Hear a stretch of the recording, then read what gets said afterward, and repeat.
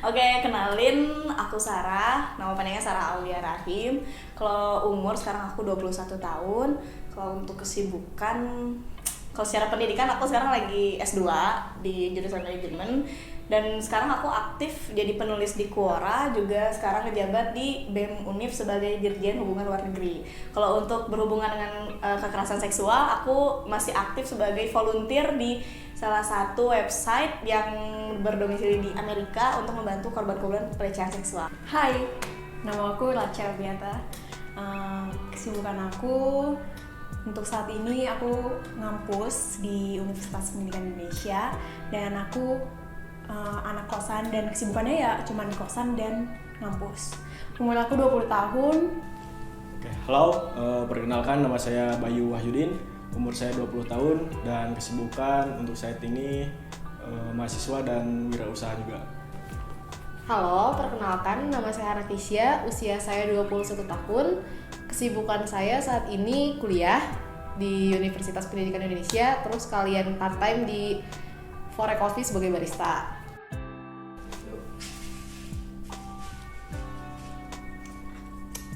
Guys, pelaku kekerasan seksual harus diberikan hukuman kebiri. Wah. Kalau di aku setuju banget, karena emang sebenarnya kan pelaku kekerasan seksual tuh sebenarnya mereka bisa berpikir ya, mereka kan mempunyai logika ya untuk mengendalikan hawa nafsu, terutama mereka apalagi pelakunya misalnya udah yang berumur 20 tahun kayak gitu-gitu, berarti udah dianggap sebagai orang yang dewasa, sudah mapan secara kepribadian dan pikirannya gitu. Jadi menurut aku hukuman kebiri setimpal sih. Kalau bisa lebih sih tambahan hukumannya gitu. Kalau menurut aku sih kurang setuju. Kenapa? Kurang kemanusiaan. Loh. Soalnya kekerasan seksual itu aku ibaratin itu kayak penyakit sih. Penyakit itu pasti ada obatnya. Mendingan di rehabilitasi kayak gitu. Nggak harus dikebiri. Kebiri itu buat hewan menurut aku ya. Tuh. Mas Bayu ini. Oke, kalau menurut aku ya setuju sama Sarah. ini ya, sama Sarah. Kenapa harus dikebiri? Karena ya orang-orang yang melakukan pelecehan seksual itu kadang-kadang ya nggak ada habisnya, terus nggak ada kapoknya gitu. Jadi kalau misalkan kita kasih hukuman yang wah ini kayaknya hukumannya berat banget nih, jadi si pelakunya juga pasti takut gitu dan mungkin akan kapok. Menurut aku mah gitu. Kalau Rachel? Kalau menurut aku pribadi setuju aja karena pelaku kekerasan seksual itu harus diberi hukuman yang berat, tapi di satu sisi itu melawan kemanusiaan, kayak hak asasi manusia gitu sih. Tapi kalau menurut aku ya ngomong-ngomong apa tadi Hak asasi. hak asasi manusia, berarti itu yang pelaku juga kan udah mengambil hak asasi manusianya gitu. Iya, itu yang mau aku tanya dulu. Kalian berdua kok bisa sih tetap memikirkan mereka, padahal Iya, mereka aja tidak memikirkan betul. korban? Nah, gak memikirkan. Enggak sih, aku mau lebih kemanusiaan aja. Loh, emang mereka melakukan kemanusiaan ke para korban? Enggak, aku ngibaratinnya mereka punya penyakit. Mendingan Penyakit direhab. psikologi. Iya, kayak gitu. Mendingan direhab, dipisahin dulu dari lingkungan umum gitu. Daripada harus dikebiri. Mungkin ada cara solusi lain. Menurut aku kayak gitu.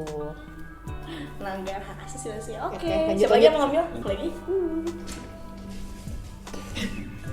Ada banyak ya. Korban laki-laki memiliki dampak emosional yang sama dengan perempuan. Wah, Mas Bayu dulu nggak sih yang jawab? Kamu dulu kan? Loh, Kan kamu yang ambil, betul. kamu yang dulu. Baru dia. Baru aku. Gimana ya? Kalau menurut aku sama itu secara ini ya, secara apa yang aku terima di masyarakat dan pendapat orang-orang. Cuman kalau dari lingkungan sekitar aku, beberapa orang menyikapinya dengan perasaan yang ya udahlah kayak gitu. Kalau laki-laki kebanyakan ya. Kalau dari lingkungan kayak gitu. Cuman kan kalau kita di Twitter atau apa, perempuan dan laki-laki kalau mereka kena pelecehan seksual itu sama rasanya. Tapi kalau di lingkungan kita kebanyakan saya dia directkan ya udahlah gitu kan gitu doang. Nih coba nih verifikasi ini. Ya. Mas Bayu. Menurut aku ya mungkin aku sebagai laki-laki gitu ya, kalau mendapati kayak dilecehkan gitu, pasti yang pertama ya sama kayak perempuan, karena ya itu si pelaku itu melakukan hal yang sama gitu. Kayak misalkan kita sebagai cowok kayak misalkan pegang-pegang atau kayak apa gitulah. Karena kalau misalkan di cewek itu kayak lebih terkesan oh ini pelecehan nih, tapi kalau di cowok kayak lebih Tolerir. Ya ditolerir gitu. Nah jadi menurut aku benar kata Kak Sarah gitu. Jadi orang sebagai cowok tuh ya udah kayak dilupain aja gitu. Karena emang ya apa sih? Stigma masyarakat gak sih yang bilang kalau laki-laki dilecehkan tuh ya kesannya apa sih laki-laki kayak gitu ya, kita juga terintimidasi oleh stigma masyarakat. Betul. Gak sih? Nah, iya. Tapi padahal ya sama aja. Padahal sama aja Mau gitu. cewek mau cowok ya sama gitu. Ada rasa yang gak enak ya, iya gitu. Emang pada akhirnya stigma masyarakat yang bikin kita ya udahlah gitu ya gak sih? Iya. Kan mikir ya udah kita cowok ya udahlah. Ya udahlah, itu dipaksa kuat oleh keadaan gak sih? Padahal ya sama aja trauma aja sih. Iya, Gitu. iya gitu. Gimana nih Mbak Hana? Kalau aku sih secara emosionalnya Secara kan emosional. mungkin sama-sama aja, tapi kalau disuruh pilih mungkin lebih emosional wanita. Kayak lebih ini gak sih, lebih kayak dipikirin segala macam. Kalau cowok meren pikirannya tuh bisa lurus gitu, kayak buat nanggepin traumanya tuh cepet gitu, kayak langsung balik lagi ke rute dia sendiri gitu. Tapi kalau perempuan mungkin lebih lama, kayak lebih banyak mikir, aduh aku udah gini gitu. Karena mungkin perempuan lebih Lebih berperasa gitu. Ya. lebih sensitif, iya kan? Kalau Kalau cowok emang lebih ke kayak logika. Iya logika kan kan. dominannya beda kan. Berarti aku nggak sama. Nggak sama. Nggak setuju ya. Kalau aku sama, karena perempuan sama laki-laki itu sama aja gitu. Cuman kalau di kehidupan masyarakat itu tadi yang kayak Kak Stigma Sarah bilang masyarakat. stigma masyarakat kan. Terus stigma masyarakat itu kayak udah mendoktrin si laki-laki ini yang mau gitu loh, yang mau. Padahal kan bisa aja si laki-laki juga terkena pelecehan seksual gitu. Tapi masyarakat itu punya gimana ya? Udah terdoktrin duluan kalau laki-laki itu selalu yang mau duluan gitu. Karena cenderung laki-laki itu banyaknya pelaku gitu. Iya, karena cerita juga banyaknya pelaku. Padahal kalau misalnya kita buka di Twitter ya misalnya cerita-cerita dari ojol gitu, ada aja ceweknya yang gitu kan. Padahal ntar kalau misalnya udah ke up nih, misalnya udah terjadi sesuatu, misalnya pas di up ceritanya ceweknya playing victim. Iya, benar, Terus kayak gitu, dan masyarakat akan percayanya ke laki-laki karena laki-laki dianggap sebagai ya Udah banyak kasusnya Iya. laki-laki jadi gitu deh. gitu sih. Oke, lanjut.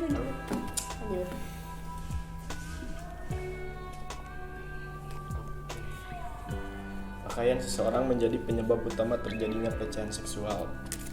Oke, berarti ini menurut aku pribadi dulu ya. Kalau menurut aku nggak setuju sih. Kenapa? Karena aku lihat dan sering dengar cerita gitu. Meskipun perempuannya itu kayak berpakaian tertutup, tetap aja pasti terjadi pelecehan seksual terhadap ya wanita itu gitu. Nah makanya aku gak setuju kalau pakaian mempengaruhi kayak pelecehan seksual itu. Menurut aku enggak. Hana?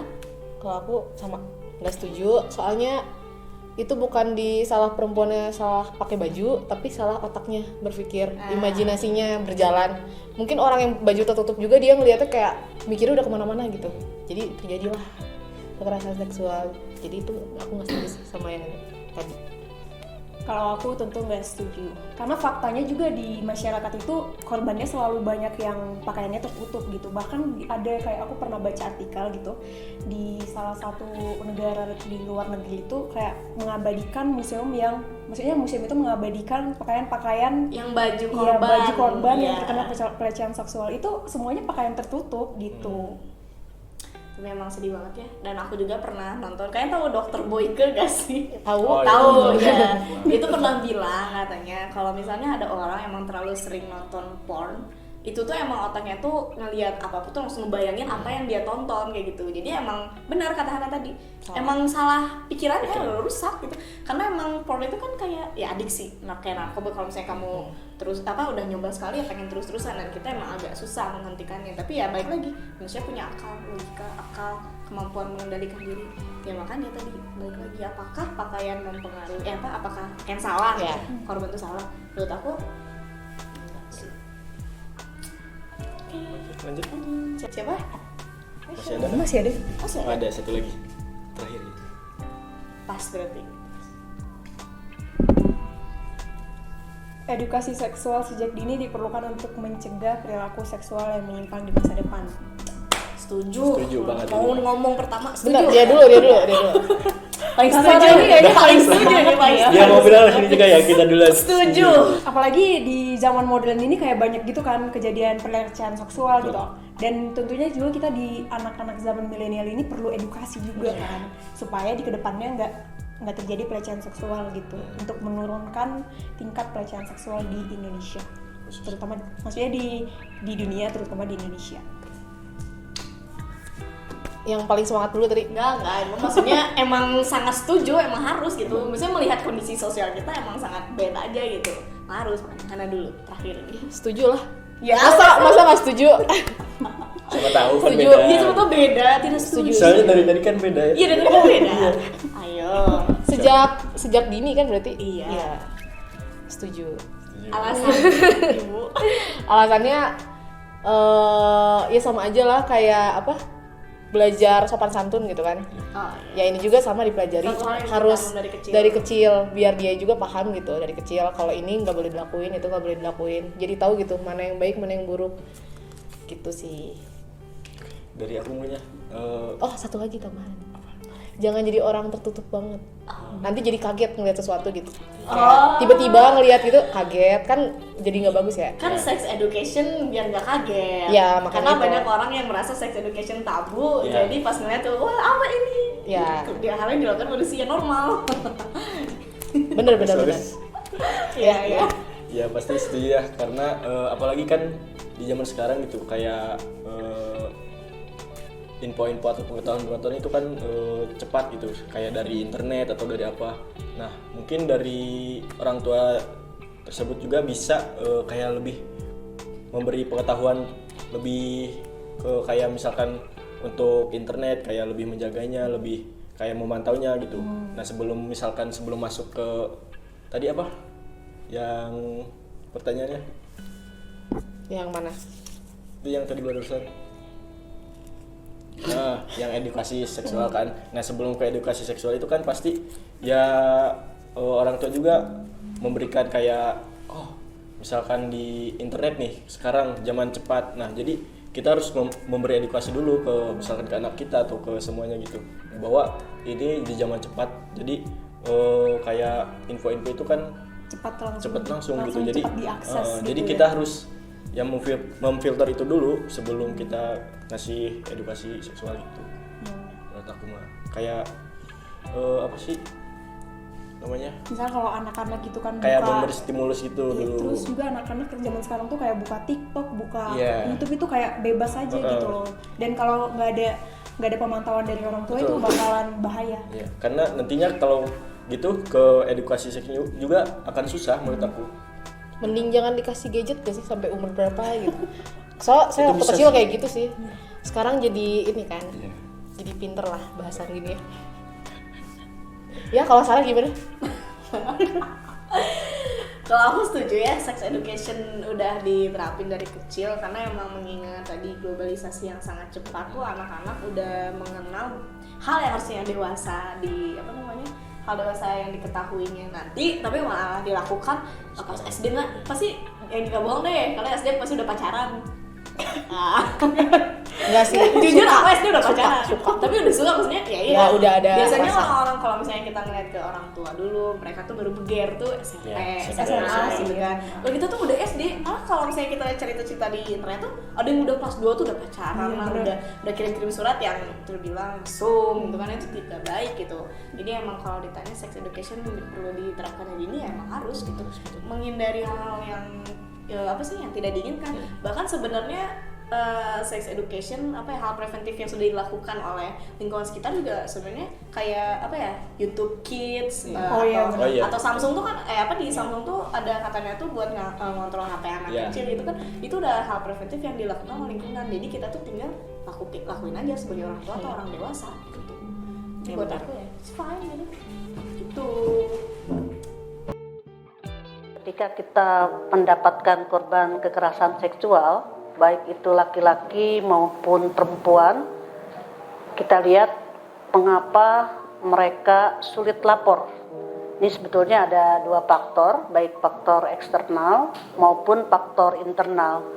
faktor eksternal biasanya menyangkut hal-hal yang di luar dirinya, yaitu misalnya si korban mendapat tekanan karena misalnya pelakunya memiliki relasi kuasa yang memang jauh di atas dia dan dia merasa ketakutan, jadi dalam tekanan.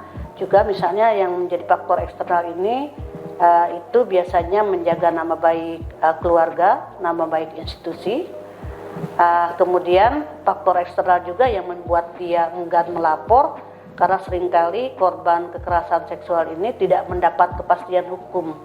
Di beberapa kasus kita lihat mereka yang melaporkan tindakan kekerasan seksual yang dialaminya, pelakunya dibebaskan karena memang hukum yang berlaku di negara kita ini mensyaratkan kalau akan dijatuhi hukuman itu harus ada saksi. Nah ini mana mungkin kekerasan seksual ada saksinya begitu ya. Itu yang pertama. Kemudian yang kedua, secara internal itu menyebabkan mengapa mereka takut melapor atau tidak berani speak up, itu karena menyangkut hal-hal yang terjadi di dalam dirinya. Misalnya ketika dia lapor, dia malah bukannya menjadi lebih baik, malah menjadi semakin trauma ya. Kemudian juga mungkin ada faktor lain seperti malu gitu ya, malu sehingga dia tidak berani lapor. Kemudian ada stigma negatif yang muncul ya kepada para korban. Ini misalnya mengapa stigma itu muncul? Stigma negatif itu muncul manakala ketika kejadian itu korban dianggap berada di waktu yang salah dan di tempat yang salah. Misalnya semestinya masyarakat itu menganggap ya jangan berada di sana sendirian. Ya mengapa mau berjalan berduaan di malam hari dan seterusnya. Itu ada stigma itu muncul seperti itu. Kemudian juga mereka melihat juga dari cara berpakaian sehingga muncul stigma-stigma negatif dari cara berpakaian, dan mungkin juga si korban itu memang masyarakat selama ini sudah menstigmakan bahwa dia tergolong orang yang nakal. Nah itulah stigma-stigma negatif itu muncul seperti itu ya. Kemudian stigma negatif juga misalnya bisa muncul ketika korban melaporkan orang yang pelakunya itu adalah orang yang populer, dianggap mendompleng popularitas. Nah seperti itu.